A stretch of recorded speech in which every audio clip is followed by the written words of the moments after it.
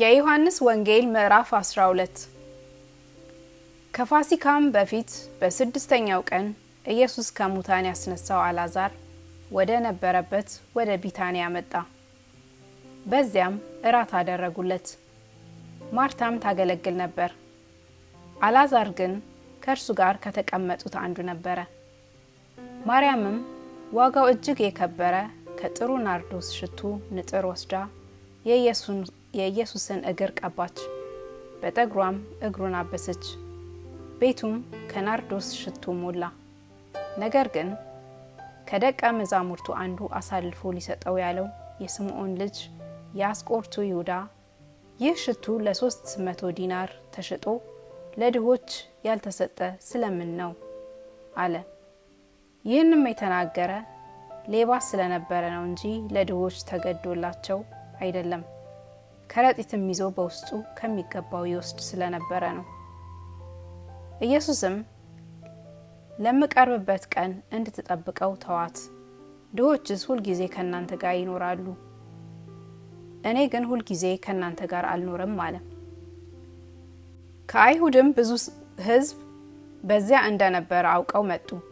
ከሙታንም ያስነሳውን አልዓዛርን ደግሞ እንዲያዩ ነበረ እንጂ ስለ ኢየሱስ ብቻ አይደለም። የካህናት አለቆችም አልዓዛርን ደግሞ ሊገሉት ተማከሩ። ከአይሁድ ብዙዎች ከእርሱ የተነሳ ሄደው በኢየሱስ ያምኑ ነበርና። በማግስቱ ወደ በዓሉ መጥተው የነበሩ ብዙ ሕዝብ ኢየሱስ ወደ ኢየሩሳሌም እንዲመጣ በሰሙ ጊዜ የዘንባባ ዛፍ ዝንጣፍ ይዘው ሊቀበሉት ወጡና ሆሳዕና በጌታ ስም የሚመጣ የእስራኤል ንጉሥ የተባረከ ነው እያሉ ጮኹ። አንቺ የጽዮን ልጅ አትፍሪ፣ እነሆ ንጉሥሽ በአህያ ውርንጭላ ላይ ተቀምጦ ይመጣል ተብሎ እንደተጻፈ ኢየሱስ የአህያ ውርንጭላ አግኝቶ በእርሱ ተቀመጠ። ደቀ መዛሙርቱም ይህን ነገር በመጀመሪያ አላስተዋሉም። ነገር ግን ኢየሱስ ከከበረ በኋላ በዚያን ጊዜ ይህ ስለ እርሱ እንደተጻፈ ይህንም እንዳደረጉለት ትዝ አላቸው። አልዓዛርም ከመቃብር ጠርቶ ከሙታን ሲያስነሳው ከእርሱ ጋር የነበሩት ሕዝብ ይመሰክሩለት ነበር። ስለዚህ ደግሞ ሕዝቡ ይህን ምልክት እንዳደረገ ስለሰሙ ሊቀበሉት ወጡ። ስለዚህ ፈሪሳውያን እርስ በርሳቸው አንድ ስንኳን ልታደርጉ እንዳይቻላችሁ ታያላችሁን? እነሆ ዓለም በኋላው ተከትሎት ሄዷል ተባባሉ። በበዓሉም ሊሰግዱ ከወጡ አንዳንዶቹ የግሪክ ሰዎች ነበሩ። እነርሱም ከገሊላ ቤተሳይዳ ወደሚሆን ወደ ፊልጶስ መጥተው ጌታ ሆይ ኢየሱስን ልናይ እንወዳለን ብለው ለመኑት።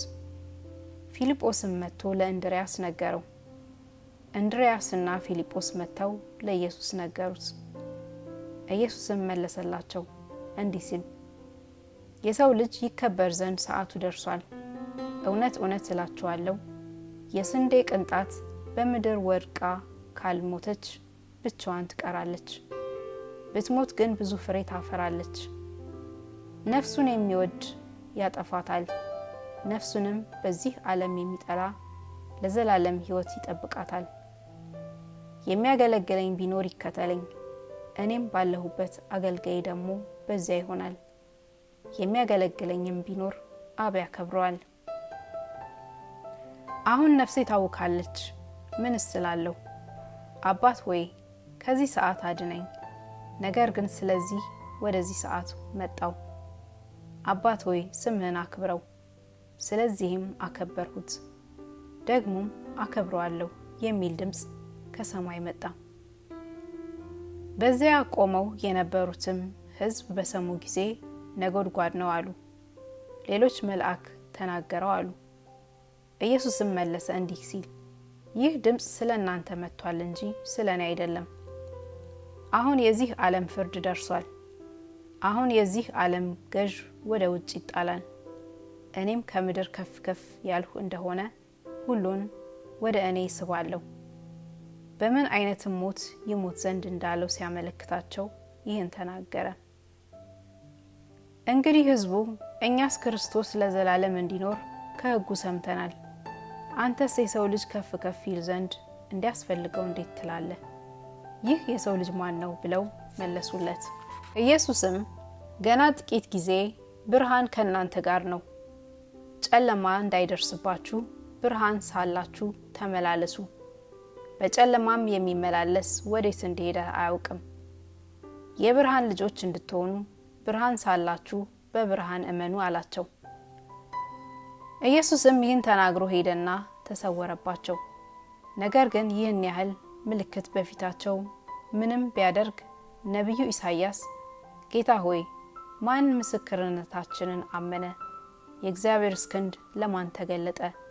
ብሎ የተናገረው ቃል ይፈጸም ዘንድ በእርሱ አላመኑም።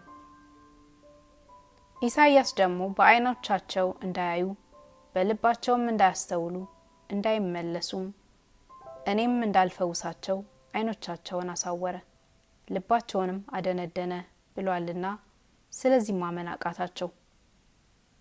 ክብሩን ስላየ ኢሳይያስ ይህን አለ፣ ስለ እርሱም ተናገረ። ከዚህም ጋር ካለቆች ደግሞ ብዙዎች በእርሱ አመኑ። ነገር ግን ከምኵራብ እንዳያስወጧቸው በፈሪሳውያን ምክንያት አልመሰከሩለትም፣ ከእግዚአብሔር ክብር ይልቅ የሰውን ክብር ወደዋልና። ኢየሱስም ጮኸ እንዲህ አለ፣ በእኔ የሚያምን በላከኝ ማመኑ ነው እንጂ በእኔ አይደለም። እኔንም የሚያይ የላከኝን ያያል። በእኔ የሚያምን ሁሉ በጨለማ እንዳይኖር እኔ ብርሃን ሆኜ ወደ ዓለም መጥቻለሁ። ዓለምን ላድን እንጂ በዓለም ልፈርድ አልመጣሁምና ቃሌን ሰምቶ የማይጠብቀው ቢኖር የምፈርድበት እኔ አይደለሁም። የሚጥለኝ ቃሌን የማይቀበለው እርሱ የሚፈርድበት አለው።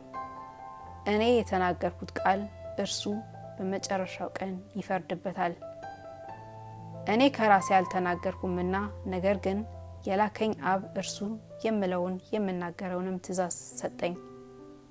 ትእዛዙም የዘላለም ሕይወት እንደሆነች አውቃለሁ። ስለዚህ እኔ የምናገረውን አብ እንደነገረኝ እንዲሁ እናገራለሁ።